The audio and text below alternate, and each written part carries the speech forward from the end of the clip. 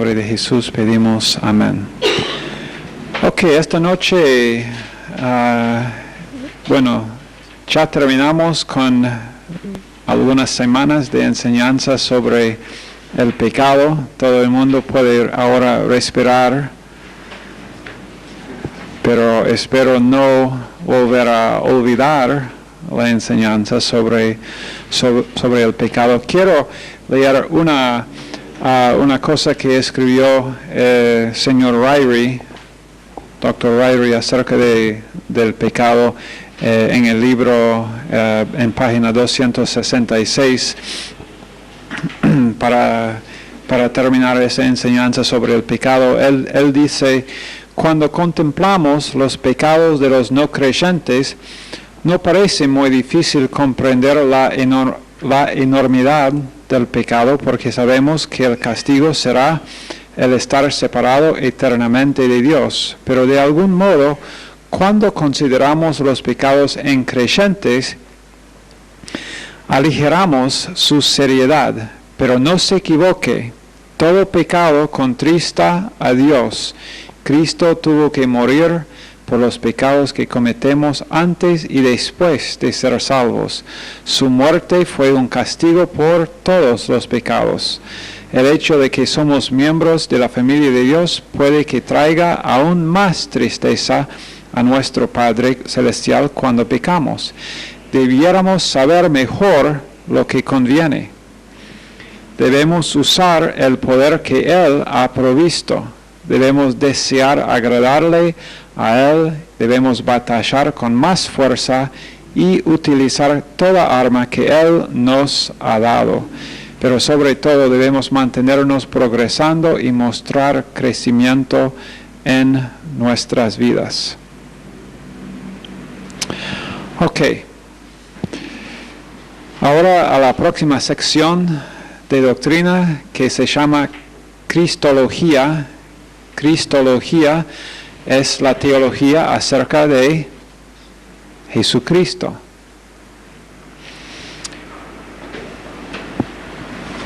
Vamos a comenzar con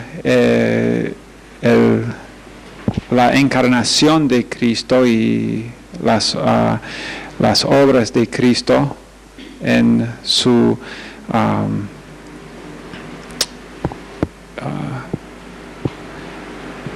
vida, pero generalmente la obra mayor que cumplió Cristo, la obra consumada que Cristo consumó en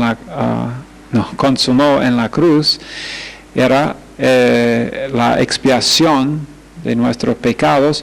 Pero esta obra y la obra consumada de Cristo vamos a tratar más bien más adelante en el libro. No, la verdad es que no en este semestre, sino en el semestre que viene, bajo la teología la categoría de teología que se llama soteriología. Soteriología es la teología acerca de la salvación, el estudio de la salvación que Dios nos ha dado. Pero primariamente ahora entonces vamos a simplemente estudiar la vida de Jesucristo. ¿Qué significa? No solamente su vida en la tierra, en su cuerpo, pero Cristología cubre también su preexistencia. Preexistencia significa que Él existió antes de su nacimiento. Jesucristo existió antes de su nacimiento.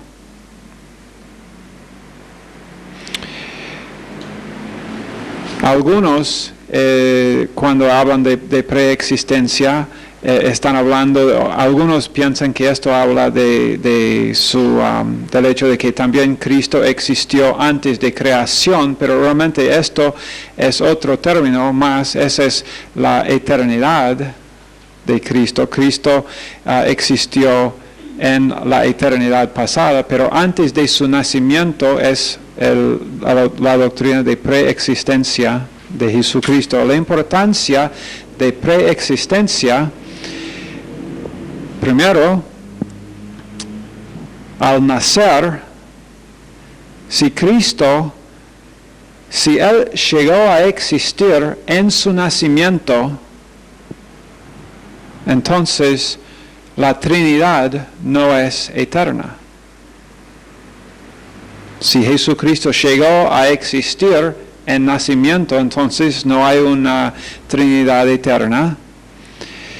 Tampoco es Dios. Si Cristo llegó a existir en su nacimiento, lo cual no creemos, pero si es así, entonces Él no fue preexistente, entonces no pudiera ser Dios, porque Dios es eterno.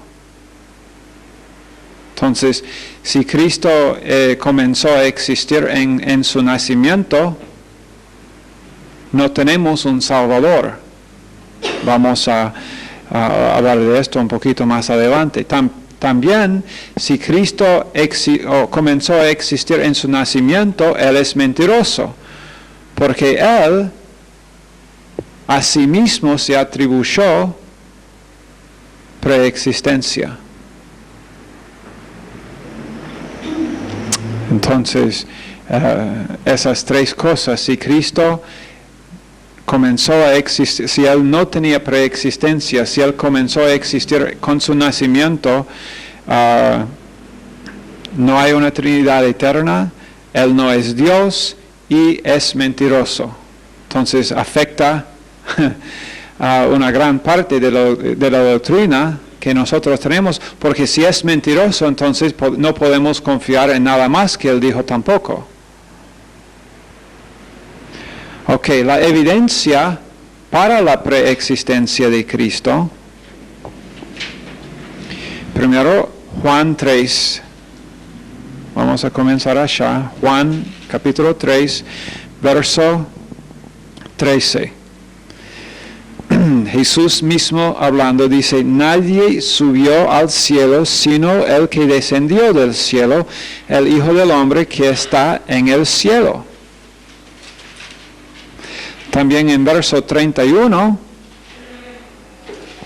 el que de arriba viene es sobre todos. El que es de la tierra es terrenal, y cosas terrenales habla, el que viene del cielo es sobre todos.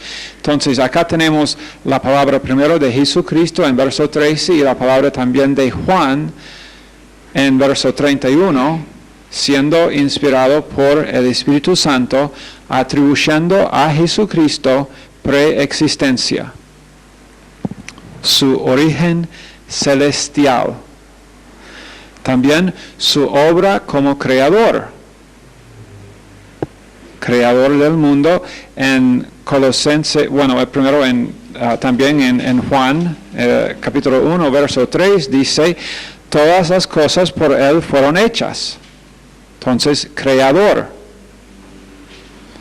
Si Él estuvo involucrado en crear, entonces Él existe antes de la creación. Y si Él existió antes de la creación, también existió antes de su nacimiento. Esa es una cosa bien lógica, ¿no? Muy bien. También su obra como creador vemos en Colosenses 1:16 y en Hebreos 1:2. Número 3, bajo la evidencia de preexistencia, su relación con Dios. Él mismo dijo que se atribuyó a sí mismo la misma naturaleza que tiene Dios en Juan 20, verso 30. Juan 20, 30. Y también Él afirmó haber tenido gloria junto al Padre antes que el mundo fuese en Juan 17, verso 5. Filipenses 2:6, Pablo dice que Jesucristo tiene la misma naturaleza que tiene el Padre. Filipenses 2:6. Entonces, tenemos la evidencia de su relación con Dios como evidencia de su preexistencia. También sus atributos. Colosenses 2:9, vamos a ir allá. Colosenses 2:9 dice, porque en él habita corporalmente toda la plenitud de la deidad. Deidad total para Jesús. No alguna parte, no algunos de los atributos de Dios, dice, sino la plenitud de la deidad. En Jesucristo habita esto. Entonces, más evidencia también. Juan Bautista reconoció que Jesús existía antes que él. Y Juan Bautista nació antes de Jesús. Entonces, otra evidencia de la preexistencia de Jesucristo. Después tenemos evidencia de la eternidad de Cristo. No solamente existió antes de su nacimiento, sino que también existió en eternidad pasada. Y la verdad es que es eterno y nunca en el pasado no existía Jesucristo. No fue creado. No tuvo un principio. Un hombre Ario tuvo una enseñanza. Ario dijo que él enseñó que Jesús existía antes de su nacimiento, pero no eternamente. Y su enseñanza, la enseñanza de Ario, que fue en los primeros siglos de la Iglesia, es muy similar a lo que enseñan hoy en día los testigos de Jehová. Muy similar. La verdad es que arianismo es más o menos la cristología de los testigos de Jehová, porque enseñan que Jesús existió antes de su nacimiento como una creación de Dios Padre. Pero esa enseñanza vamos a ver también porque es eso muy importante. La importancia de la eternidad de Jesús queda en tres cosas. Otra vez, no hay Trinidad eterna, y la cual la Biblia enseña, Trinidad eterna. Tampoco posee Cristo la deidad total.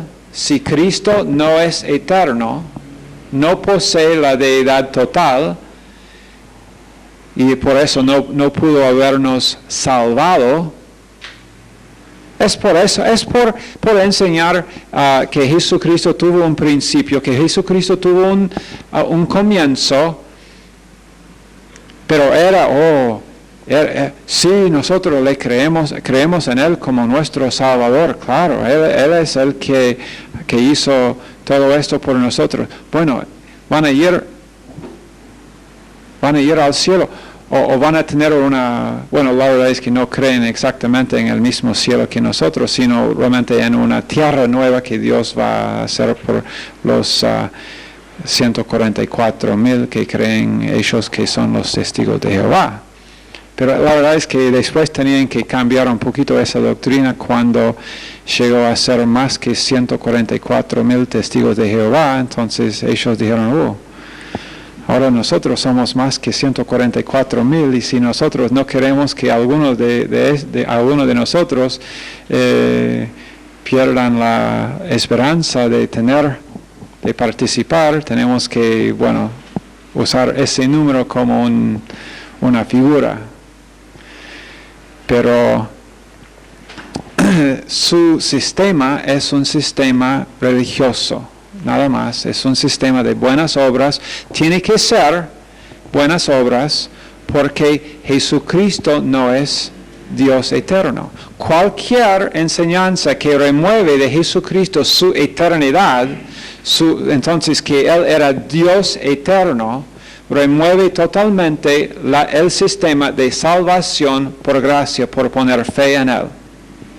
Remueve totalmente ese sistema cuando uno remueve de Jesucristo que Él es Dios eterno. Entonces, Él sabe lo que Él va a llegar a hacer para ellos y para cualquier que hace esto. Un buen ejemplo y nada más. Nada más. Un buen profeta, uno quien debemos seguir sus enseñanzas, pero no Salvador del mundo. Y por eso, cuando una persona está hablando de ser uno de los salvos, depende de lo que yo hago. Porque Jesucristo es mi ejemplo y depende, entonces la posición mía depende de cómo yo sigo su ejemplo. Y vuelve a ser, como habíamos dicho allá un montón de veces, el intentar imitar a Jesús. Intentar imitarlo con mi fuerza o religión.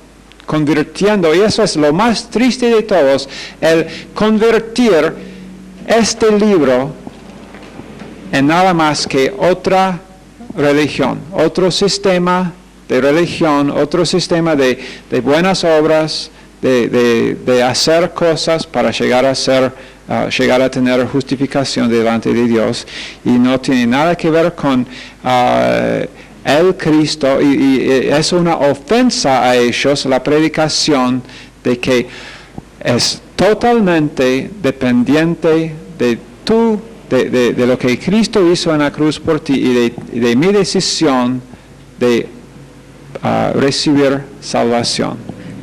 Es una ofensa. Eso es increíble para los de nosotros quienes hemos puesto nuestra confianza en Cristo, y la verdad es que llega a ser un asunto de humildad contra orgullo. Y aunque la verdad es que ellos dirían, una persona quien es orgullosa por intentar hacerlo ellos mismos, ese es orgullo. Orgullo es una persona que dice, oh bueno, yo no puedo estar seguro de mi salvación porque... O de ir al cielo, ¿cómo puedo estar seguro yo? Porque depende de lo que hago. Esa confesión demuestra orgullo, no humildad. Y aunque ellos piensan que son los humildes ellos y que nosotros, y que yo o vos sería orgulloso, dicen ellos, según sus pensamientos, que tú vas a ser orgulloso al decir, estoy seguro que voy a ir al cielo.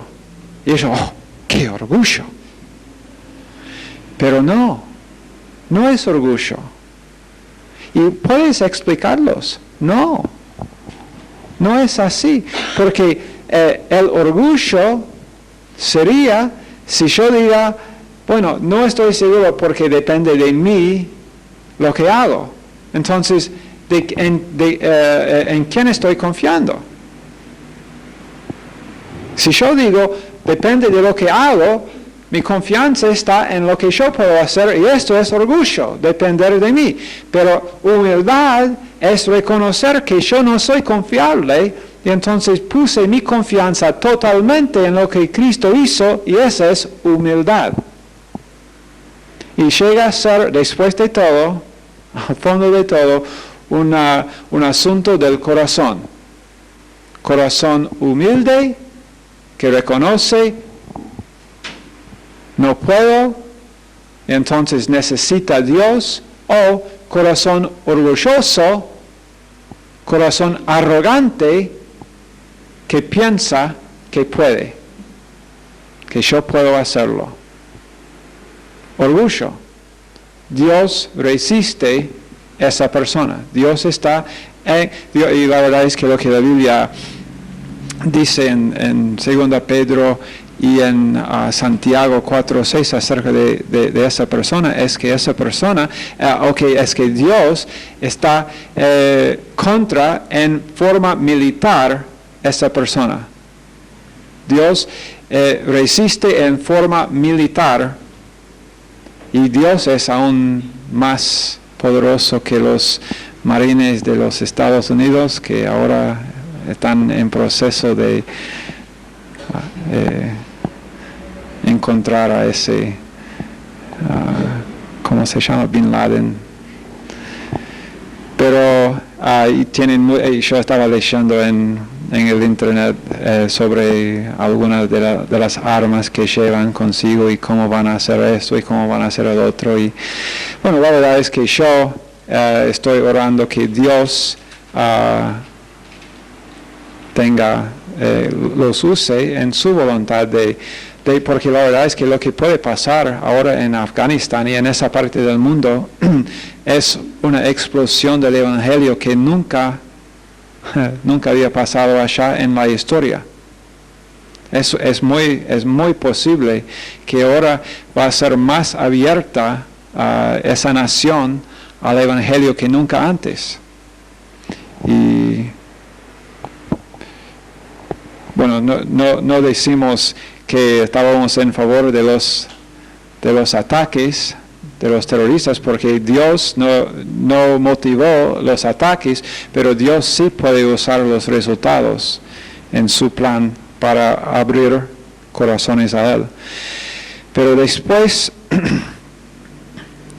en la eternidad, si Cristo no es eterno, no hay Trinidad, Cristo no posee la deidad total y también Él mintió.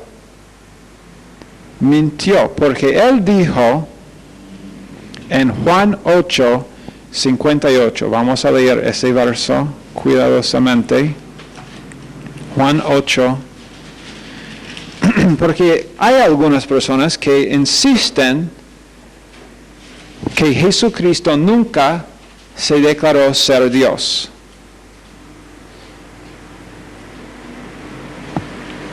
Aunque hay muchos lugares en la Biblia donde Cristo dijo exactamente esto. Yo y el Padre uno somos.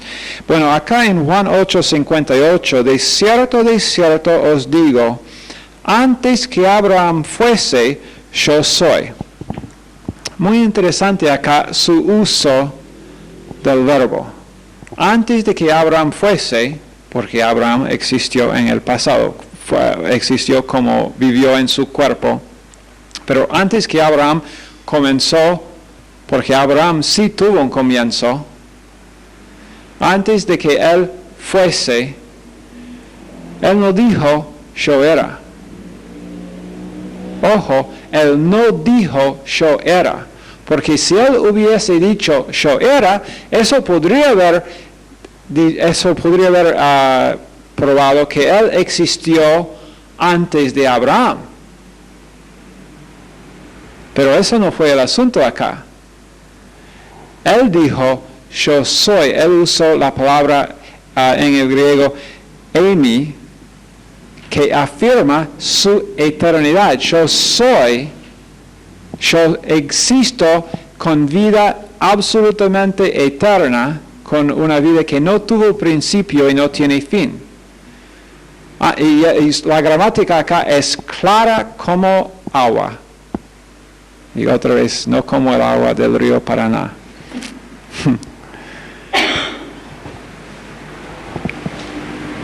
Antes que Abraham fuese, yo soy. También en Hebreos 1:3,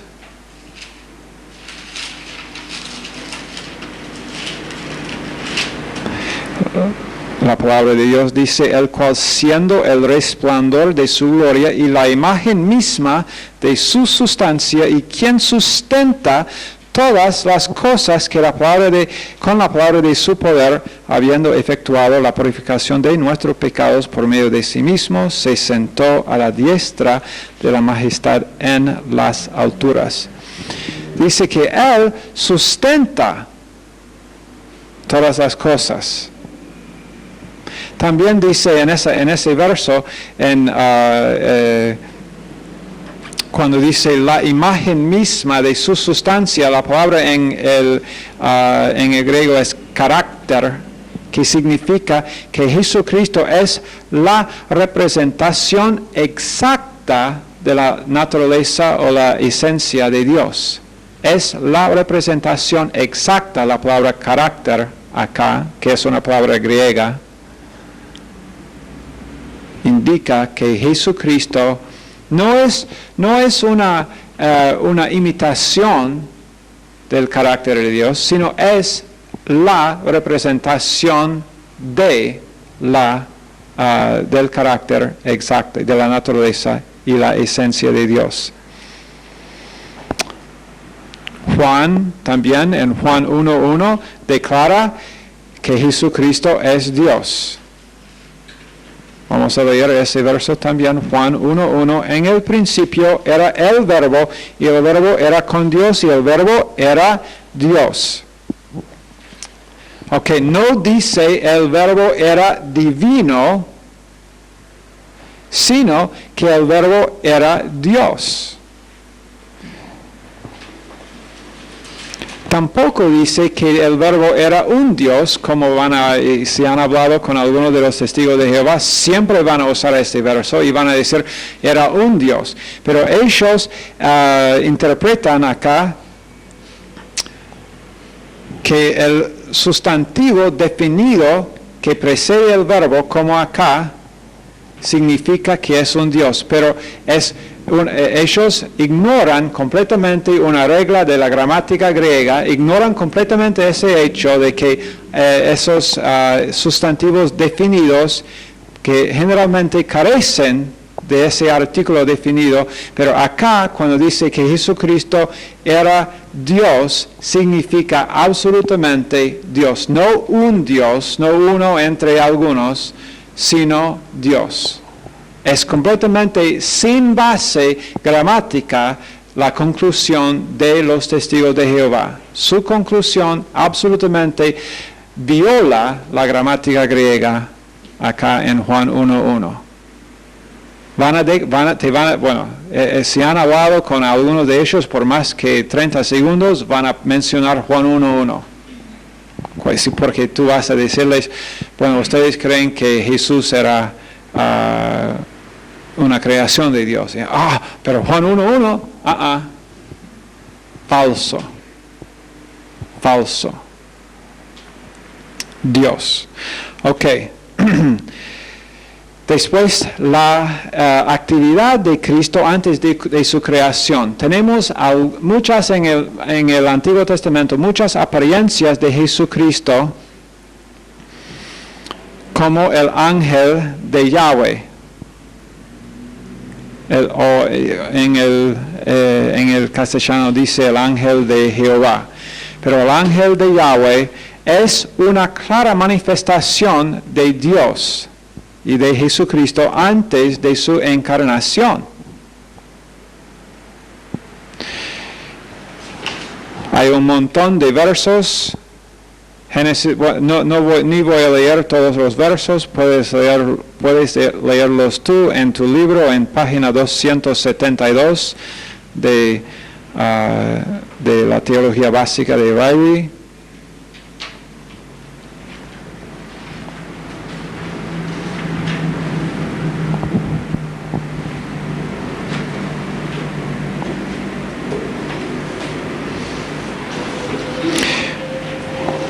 Colosenses 1, 16 y 17 dice, en Él, hablando de Jesús, en Él fueron creadas todas las cosas, las que hay en los cielos y las que hay en la tierra, visibles e invisibles, sean tronos, sean dominios, principados, potestades, todo fue creado por medio de Él y para Él, y Él es antes de todas las cosas y todas las cosas en Él subsisten, así como en Hebreos 1:3, acá otra vez, tienen todas las cosas subsisten en Jesucristo. Y es por esto que cuando Jesucristo deja de mantener las cosas juntas, que el mundo, la Biblia lista, cuando la Biblia habla en Apocalipsis acerca de lo que va a pasar con este mundo que ahora vemos, este mundo va a dejar de existir.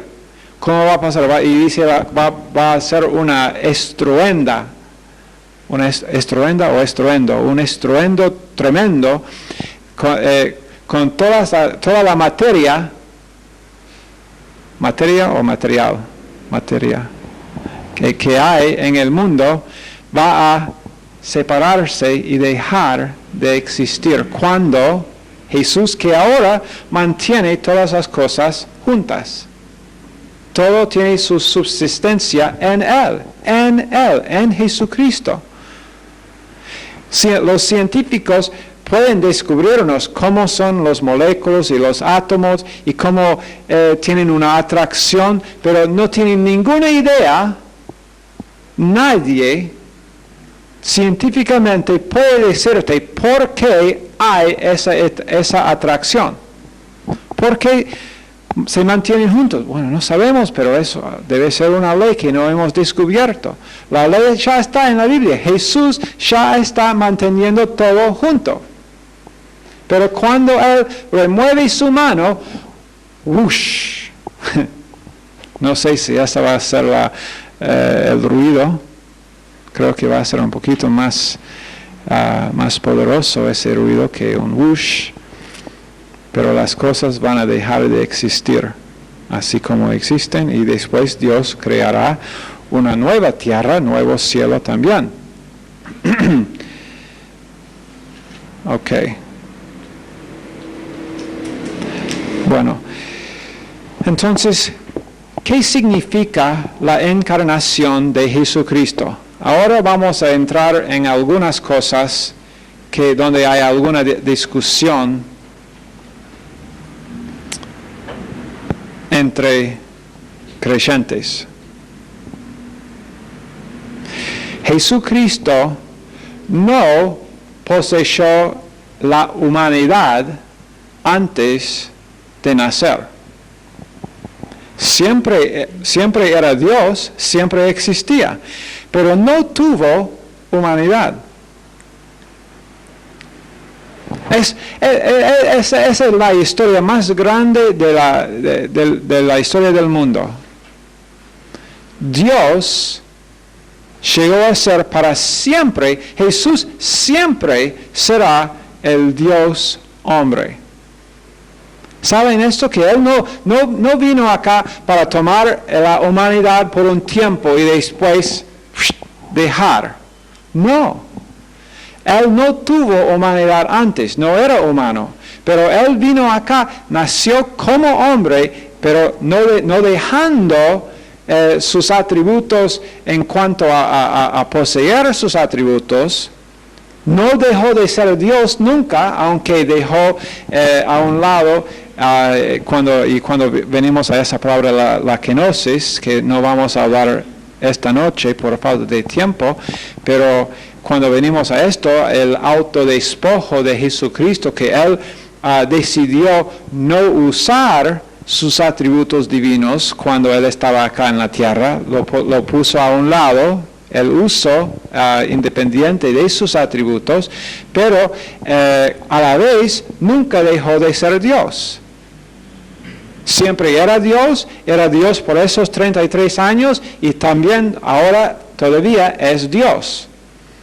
Pero lo que pasó era que durante estos en el momento de nacer por la Virgen María, Él añadió a su divinidad humanidad.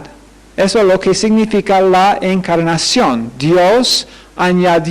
Jesús añadió a su divinidad humanidad. Y Él nunca más va a dejar de ser el Dios hombre.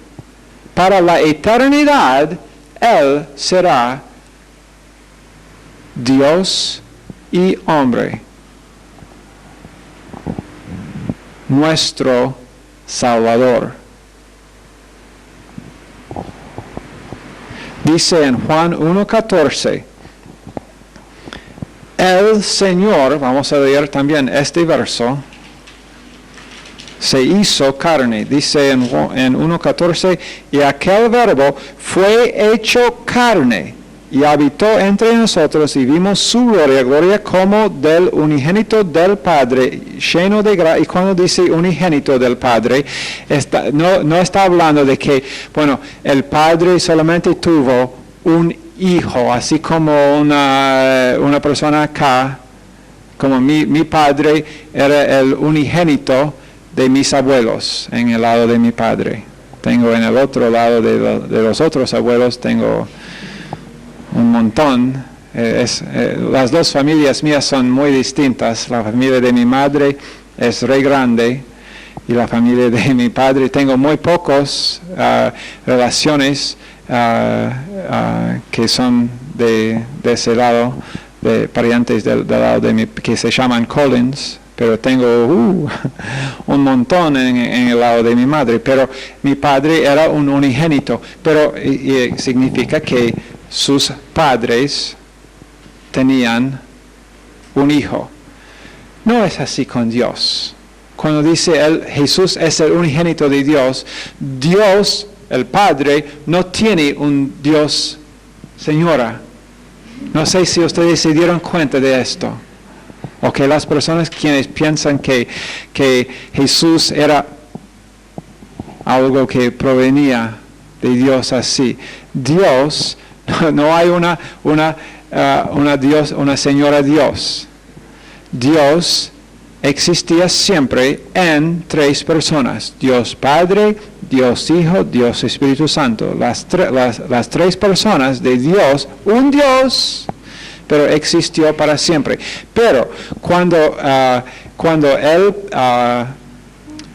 Hijo vino, y cuando usa la palabra acá, unigénito, significa el que nació de manera única. El que nació, cuando acá dice unigénito, está hablando de el que nació de manera única. ¿Y cómo es que Jesús nació de manera única? Por una, ¿cómo? Virgen. ¿Quién más en la historia del mundo nació de una virgen? Nadie más. Un nacimiento único. Unigénito de Dios significa el que nació de manera única y no tiene ninguna otra significado, ningún otro significado en cuanto a significar que de alguna manera Jesús fue que había venido o tenía un principio como un bebé. Como su humanidad, sí, su humanidad tuvo principio, pero como Dios es absolutamente eterno. Ay, bueno, no sé si podemos. No, creo que lo que vamos a hacer ahora es terminar allá.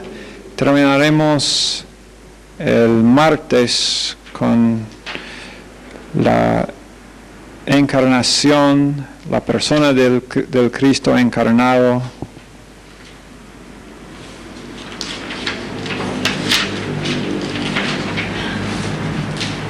Y después,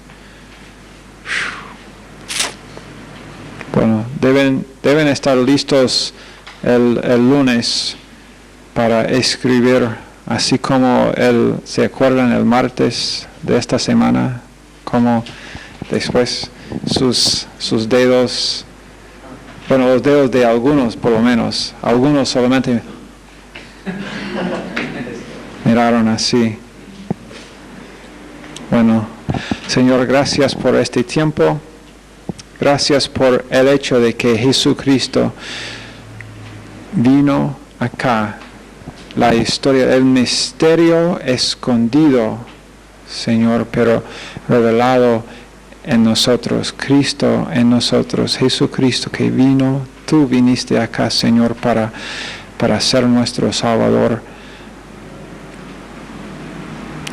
Muchas gracias.